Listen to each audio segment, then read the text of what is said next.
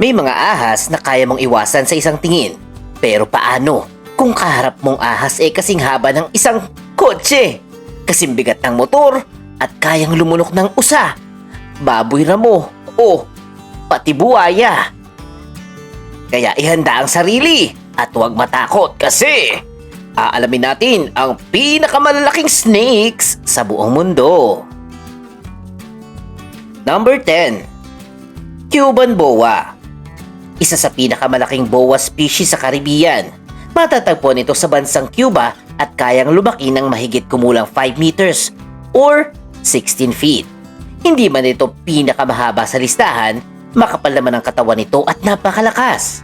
Ang kakaiba sa Cuban boa ang paraan nito ng paghuli. May mga ulat na minsan ay nangangaso sila ng grupo-grupo sa mga kuweba kung saan maraming paniki.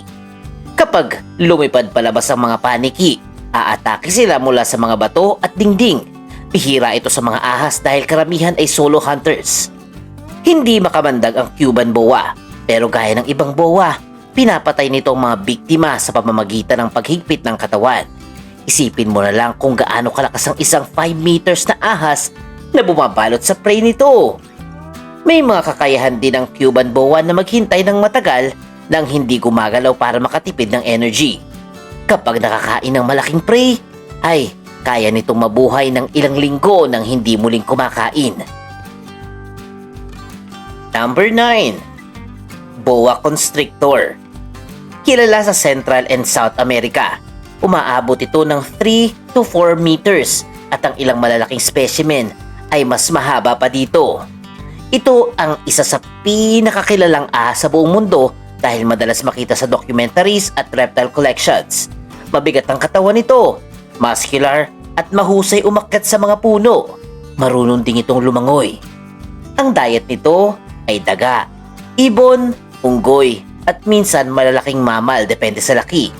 Kapag kumagat ito, agad nitong ibabalot ang katawan sa biktima hanggang mawala ng hininga. Interesting fact lamang, hindi lahat ng malalaking ahas ay aggressive. Ang boa constrictor ay madalas tinuturing na calmer species kumpara na sa ibang malalaking python.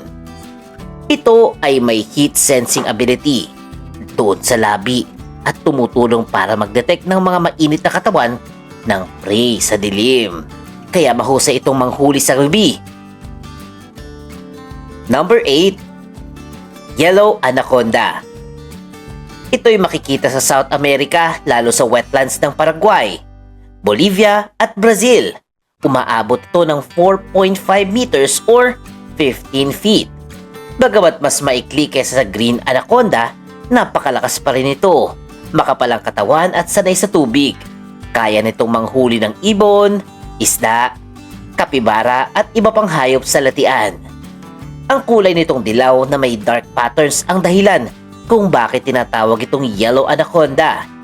Dahil sa kulay nito, mahusay itong mag-camouflage sa damuhan at maputik na tubig.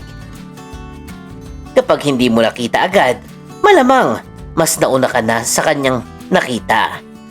Kapag nasa tubig naman, ilong at mata lang minsan ang nakalitaw sa ibabaw kaya halos hindi mo mapapansin. Dahil dito, napakahusay nitong ambush predator sa mababaw at maputik na lugar. Number 7. King Cobra. Ito na ang kakaibang entry sa listahan dahil ito ang pinakamahabang venomous snake sa buong mundo.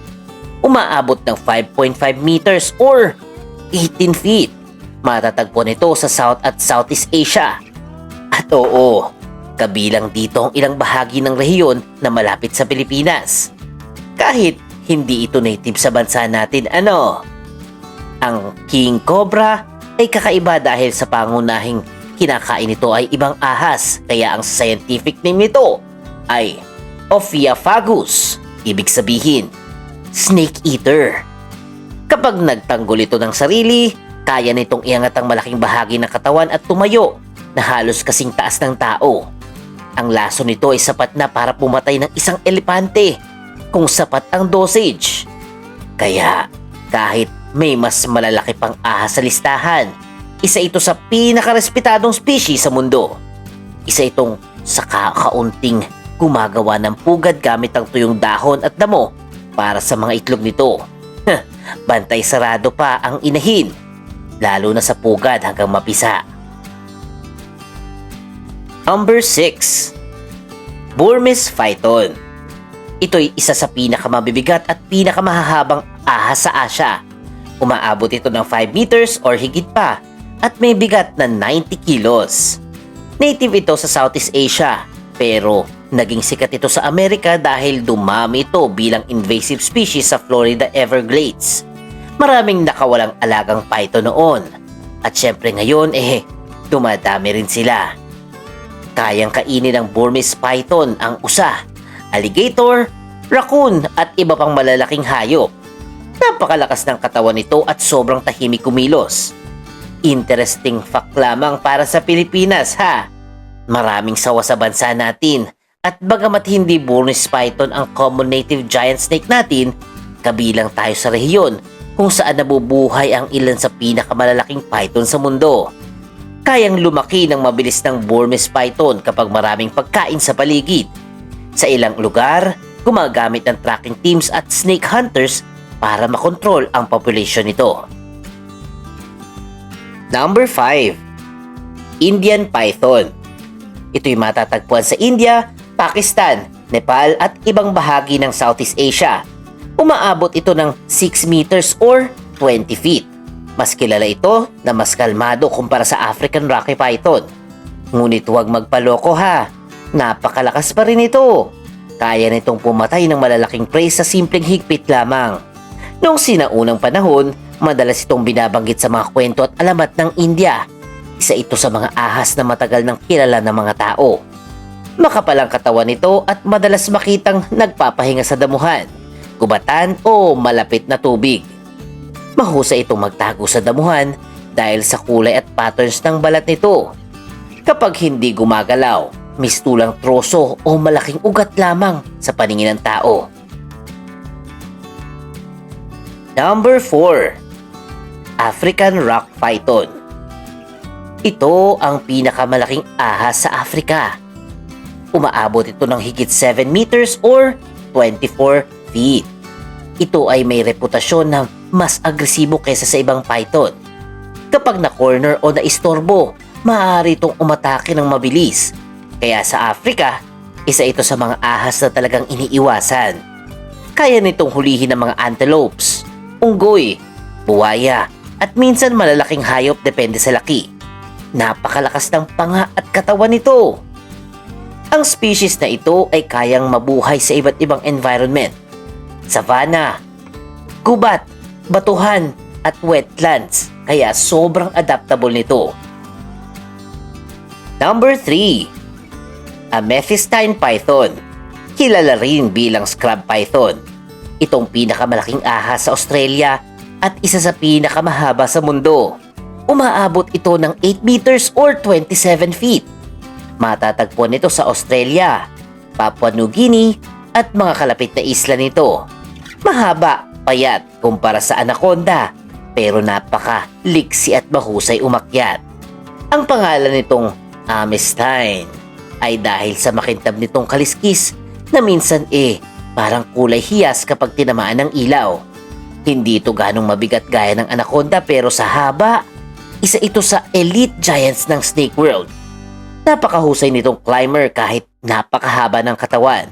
May mga pagkakataong nakikita ito sa mataas na puno kung saan naghahanap ito ng mga ibon o possums bilang pagkain. Number 2. Reticulated Python. Ang pinakamahabang ahas sa mundo.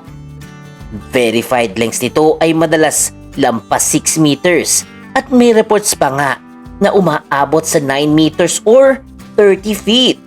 Matatagpuan ito sa Southeast Asia at pinakamalaga sa ating viewers. Kasama rin ito sa Pilipinas. Ang reticulated python ang species ng malalaking sawa na matatagpuan sa ilang bahagi ng ating bansa. Kaya oo, ang Pilipinas ay taahanan ng isa sa pinakamalalaking ahas sa buong planeta. May mga ulat sa bansa natin ng malalaking sawa na pumapasok sa bukid, kulungan ng hayop at minsan malapit sa kabahayan. Karaniwan ang prey nila ay manok, baboy, aso at daga.